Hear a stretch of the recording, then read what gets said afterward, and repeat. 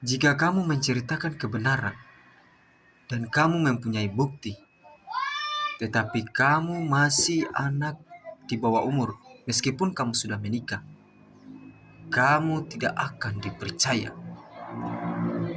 Karena pikirannya orang, kamu itu masih anak-anak.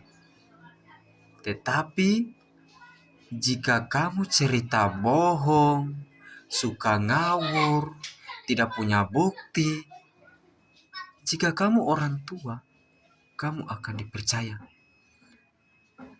Karena pikirannya orang sekarang, tidak akan mungkin orang tua berbohong.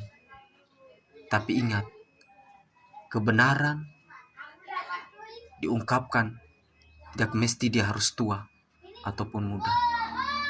Tetapi kebenaran dilihat dari bukti yang ada dan saksi mata. Itu yang sebenarnya.